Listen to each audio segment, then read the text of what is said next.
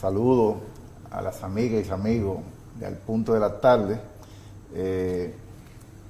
Mis amigos y amigas deben recordar que el 14 de abril del año 2016 hubo un incendio en las instalaciones de la ONSA del kilómetro 9,5 de la autopista Duarte. Algunos hablan de que se quemaron 9 autobuses de los servicios de la ONSA, otros hablan de 11.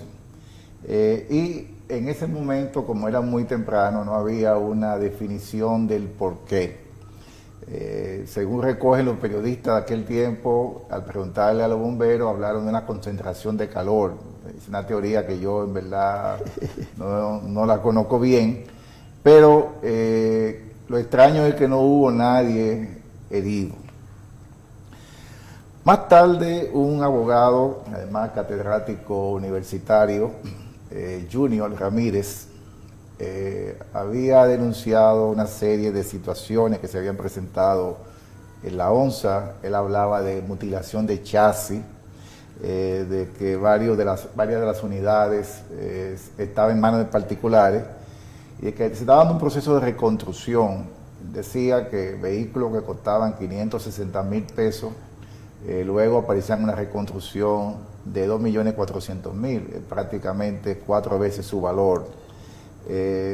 Esta persona, Junior Ramírez, dando clase en la UAS, recibió una llamada en su teléfono celular, se detuvo para contestar la llamada, estamos hablando del 11 de octubre del año 2017, y los muchachos, sus estudiantes, se quedaron esperándolo, no retornó. Según las indagaciones,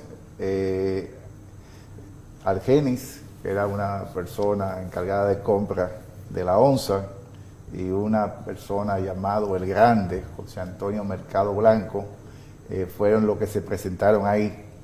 Su vehículo quedó ahí. Fue llevado en una camioneta y fue llevado a un arroyo, una cañada por Manuel Yao llamado Día, y ahí apareció atado de mano con 2 bloques y encadenado. O sea, ya tenía un día de fallecido. Según los conocimientos que tenemos, hubo 2 inspecciones, tanto de la UAS, que inspeccionó el vehículo, como de la Policía Nacional. Sin embargo, hay un caso curioso. Ese caso curioso es que en la inspección de la Policía Nacional aparecen 2 celulares más y 8 chips que no fueron notificados por la UAS. Junior Ramírez, independientemente de lo que se pueda decir, se hablaba de que había recibido $1.000.000 por parte de Santana Zorrilla, que era la persona de los ejecutivos de la ONSA, y que se había llamado para recibir $3 millones más, a fin de que él desistiera de un caso presentado ante el Tribunal Superior Administrativo. Y ya Junior Ramírez había hecho denuncia de 2 casos más, del caso del Banco Peravia de la quiebra, igualmente de la situación del cambio de logo, de imagen corporativa del Banco de Reserva. De este caso se implican a muchas personas, entre ellos el director de la ONSA de ese entonces, Manuel Rivas, al financiero Faustino Rosario Díaz, a Eddie Santana Zorrilla y al coronel Faustino Rosario, perdón, el encargado que habíamos hablado de compra, y hablamos de Argenis. En el caso de Argenis, él pudo salir del país, escaparse, estuvo en el Bronx, ahí en un taller, fue capturado y luego fue extraditado al país ya en el año 2021. La captura fue en el 2018, pero la extradición se da en el 2021. Según los familiares, en el caso de Argenis, fue interrogado por 5 días consecutivos a cargo del procurador adjunto Camacho. Sin embargo, los elementos de ese interrogatorio no fueron llevados al expediente, como también en el caso de Manuel Rivas, de Faustino Rosario y de Eddie Santana, la acusación que hace el Ministerio Público es de corrupción, no de la vinculación con el asesinato. Por esa razón, los familiares de Junior Ramírez desistieron de boca del caso. Formalmente todavía no conozco que ellos hayan escrito sus sentimientos, y lo que alega precisamente eso, de que no se incluyeron el interrogatorio de Argenis, de que en el caso de estas personas la acusación es de corrupción y no lo vinculan con el asesinato, y incluso uno de los familiares de Junior Ramírez, Ramón, alega que un general mandó a otro general para ofertarle 40 millones de pesos en este caso. Por esa razón, esa audiencia que debió celebrarse el día 11 de este mes de enero se postergó para el día 24 de febrero. Sea cierto o no en estos casos, uno de los graves problemas que tiene el país, y con eso quiero redondear mi comentario y concluir, lo definió un experto francés de apellido Attali. Attali fue traído acá en la gestión del presidente Leonel Fernández para trazar los perfiles que debía tener la Estrategia Nacional de Desarrollo. Que para mí eso es un valor, tiene un valor intangible. La gente le pone mucho caso a las obras físicas, a los elevados, al metro, a los teleféricos, a las escuelas, pero el hecho que el país por primera vez tenga una mirada a mediano plazo, esa mirada al 2030, y que todo el gobierno que continúe siga ese trayecto, es un avance. Ese ha sido el avance que tuvo China, que a la caída de Mao Zedong, su sucesor, Deng Xiaoping, miró a China 50 años. Miren a China dónde está. La segunda potencia del mundo. Y cuidado. Voy pisándole los talones a los Estados Unidos, ¿verdad? Pero lo que decía Attali es que el problema número uno de este país es la de confianza en las instituciones. Entonces vemos cómo estos casos de los funcionarios de la ONSA, cómo esta de confianza con el Ministerio Público crea esta situación. Y eso tiene repercusión en otras cosas que yo no voy a tocarlo ahora. Lo importante de esto es que debe investigarse, debe profundizarse esas investigaciones. Hay que ver qué está pasando con la familia, qué información tiene, porque habría que dar los nombres, quiénes son los generales que están envueltos en este tipo de ofertas, por qué razón de un interrogatorio de 5 días, no hubo un solo elemento que se llevara a ese expediente. Y aun cuando, y yo lo que soy médico, estoy el experto, hay una acción pública penal, se entiende que hay casos ya tan trascendentales que no hay que llevarlo y constituirse parte civil, sino que el Ministerio Público puede llevarlo. El Ministerio Público ha hablado de hacer uso de esta acción penal, de continuar independientemente de que la familia se mantenga con el caso o no. Por suerte hay un compás de espera de aquí al 24 de febrero y esperemos que esto comience a aclararse. La sociedad dominicana necesita una respuesta, porque también es sospechoso que se quemaran estos vehículos, no pasara absolutamente nada, nunca se dio con el origen de ese fuego. Realmente, pues gracias Joaquín, muy bueno tu comentario. Mira, indudablemente que la Oficina Metropolitana de Servicio de Autobuses, la ONSA, siempre ha sido foco para escándalos de corrupción. Recuerdo muy bien cuando tenía otros nombres, cuando se llamaba Onatrate, se hablaba insistentemente de los casos de corrupción en esa oficina que tiene como objetivo transportar a los ciudadanos del Gran Santo Domingo y Santiago. Nada más funciona en esas dos ciudades. Recuerdo perfecto, fui usuario cuando estudiaba en la Universidad Autónoma de Santo Domingo de Onatrate, y los neumáticos, la goma, como decimos nosotros los dominicanos, estaban logueados, decían una trate, para evitar que la sustrajeran. Sí, no sé si tú llegaste a ver esa goma, decían marca una trate eran. ¿Por qué? Porque en ocasiones anteriores se paraban en una esquina, doblaban una calle de poco tránsito con el autobús ya sin pasajeros y cambiaban los neumáticos. Entonces, la goma duraba menos que una cucaracha en un gallinero. Entonces, desde ese entonces pues, se habla de actos de corrupción en esa oficina que tiene como objetivo transportar a la ciudadanía.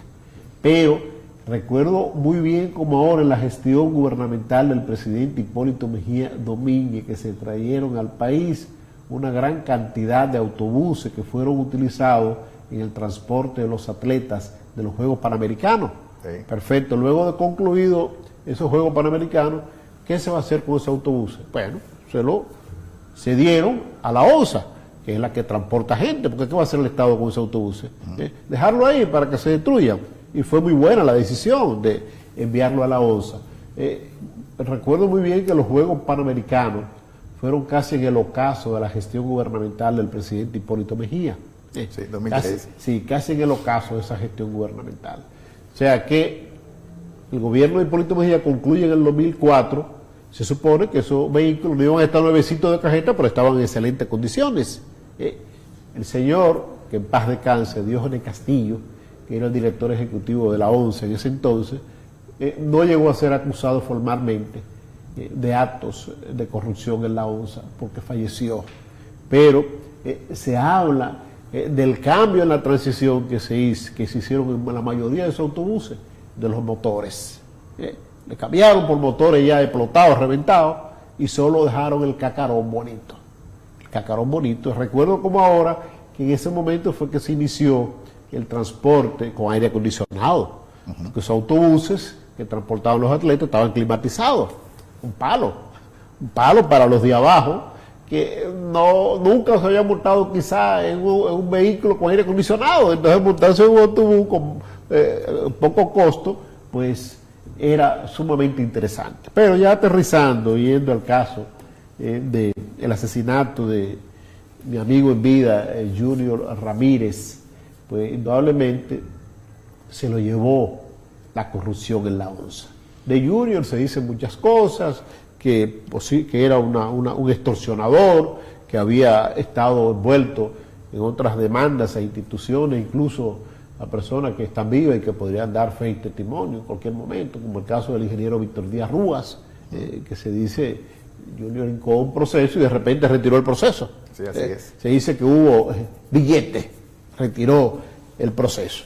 Bueno, entonces, se habló del inicio que podía estar envuelto en el crimen el director ejecutivo a la sazón de la ONSA, el señor Manuel Rivas, que misteriosamente no estaba en el país cuando se produjo ese hecho. Había salido creo que a Panamá. Estaba en Panamá.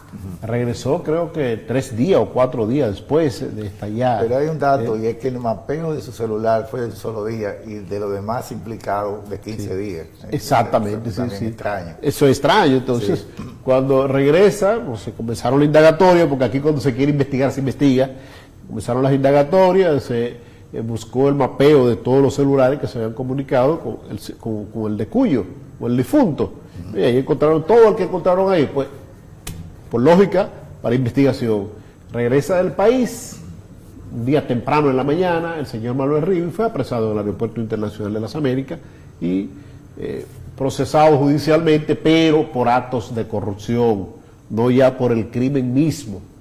Salió del país, tal y como decía Joaquín Alberto Ramírez hace un momentito, raudo y veloz, Junior, Argenis Contreras. Sí. Raudo y veloz, salió en la madrugada. Se perpetuó el asesinato, él salió antes de que encontraran el cadáver del país. Porque él sabía que ese cadáver lo iba a encontrar. Por lo visto.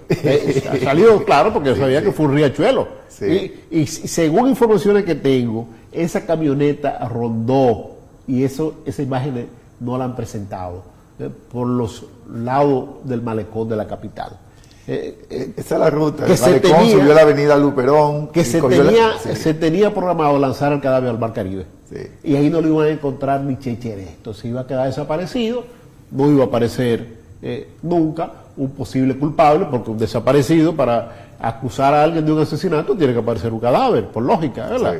Entonces, Junior Ramírez, pues lamentablemente, cayó. Fueron a buscarlo a la sede de la Universidad Autónoma de Santo Domingo, lo montaron en una camioneta de cabina y media, donde él no podía moverse mucho, pues lo tiraron atrás, y se demostró que el disparo mortal de Junior se lo produjeron en la misma Universidad Autónoma de Santo Domingo, que penetró su cuerpo y salió por un lado de la camioneta. Se ve, la camioneta está por ahí como prueba del delito, se ve el impacto de bala. ¿Quiénes iban en ese vehículo? Argeni Contreras, el grande, que estaba en Santiago el Grande, pero el Grande estaba ahí. Sí, ese es José Antonio Mercado Blanco. Y un conductor, esas 3 personas, bueno, por lógica, el de Cuyo iba ahí.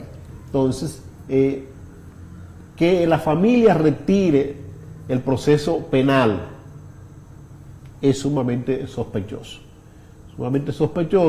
y que digan, porque señores, ya los tiempos de Concho Primo afortunadamente pasaron. Ya hablar de generales, como tú decías, Joaquín Alberto, que 40 millones de pesos, aquí nadie le puede dar 40 millones de pesos así por así. Ahí está la ley de lavado de activos.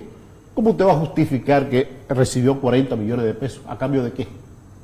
Decir generales, y eso yo siempre lo he condenado, es sumamente vacío.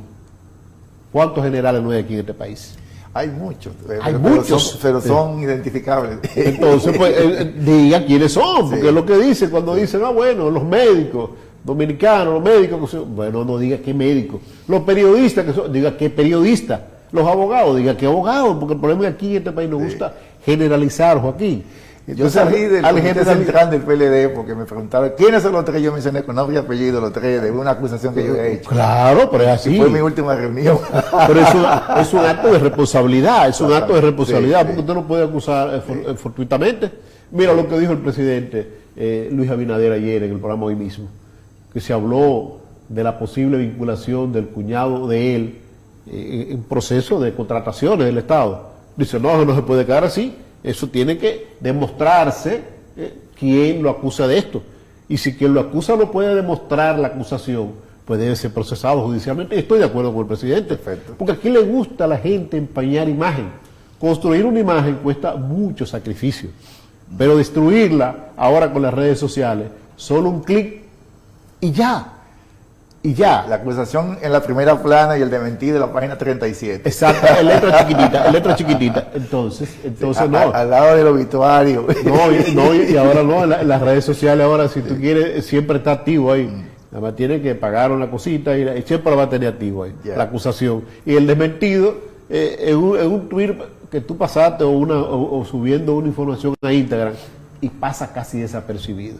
Entonces vamos a esperar que en el mes próximo, en el mes de febrero, se inicia el proceso de esclarecimiento del asesinato de este joven profesional del derecho y educador en la Universidad Autónoma de Santo Domingo, que pudo haber estado envuelto en cualquier hecho cuestionable, pero no merecía la muerte.